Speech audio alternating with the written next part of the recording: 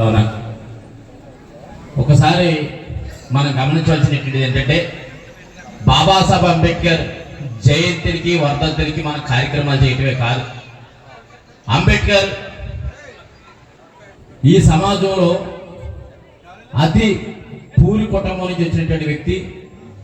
అనేక అవమానాలకు గురై ఆయన దాహం అవుతుంటే మంచినీళ్ళు అడిగితే మంచినీళ్ళు కూడా ఇవ్వలేని పరిస్థితి.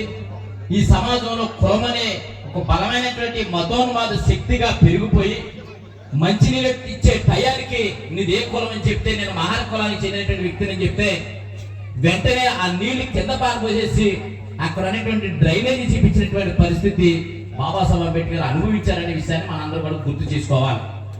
తర్వాత ఆయన ఫ్రెండ్ కలిసి ఒక ప్రాంతానికి వెళ్తా ఉంటే జట్కా బండి కనిపిస్తే జట్కా బండి ఎక్కిన తర్వాత ఎదరికెళ్ళిన తర్వాత నువ్వు ఏ కులానికి చెందినటువంటి వ్యక్తి అని చెప్పి అక్కడ కూడా మాట్లాడితే నేను మహారి కులానికి చెందినటువంటి వ్యక్తిని చెప్తే వెంటనే ఆ బండి నుంచి కింద గెంటేసేటువంటి పరిస్థితి. ఈ విషయాన్ని కూడా మనం గుర్తు చేసుకోవాలి. అంతేకాదు ఈ సమాజంలో అస్పృశ్యులుగా అంటరాని వారిగా అనేక అవమానాలకు గురైనటువంటి మన కోసం పనిచేస్తారు అంబేద్కర్ అనే విషయాన్ని మనందరూ కూడా గుర్తు చేసుకోవాలి. బాబాసాహెబ్ అంబేద్కర్ ని మనం ఎందుకు ఆచరించాలి, ఎందుకు మనం ఆలోచించాలి అంటే బాబాసాహెబ్ అంబేద్కర్ అనేక అవమానాలకు గురై మనం ఇలా అంబేద్కర్ జయంతి అంటే సైలెన్సర్లు ఇప్పేసి లేకపోతే పెద్ద ఫంక్షన్లు పెట్టి భోజనాలు పెట్టి కార్యక్రమాలు చేస్తా ఉంటారు. ఇది కాదు కావాల్సింది.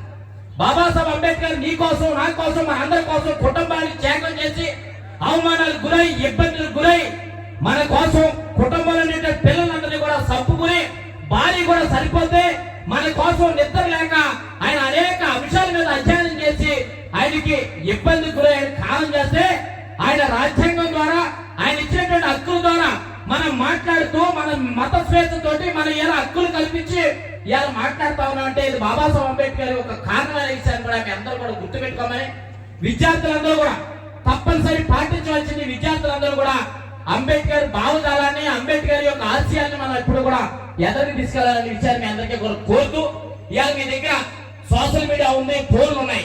అంబేద్కర్ చరిత్ర మీద స్టడీ చేయండి. అంబేద్కర్ కి ఏ విధంగా అవమానించాలో స్టడీ చేయండి. అంబేద్కర్ ఊరికినే భారతదేశానికి రాజ్యాంగ నిర్మాత అవ్వలేదు, ఎవడో ఇచ్చింది కాదనే విషయాన్ని కూడా మీ అందరికీ కూడా తెలియపరుస్తూ ఈ అవకాశం ఇచ్చినటువంటి సభాధ్యక్షులు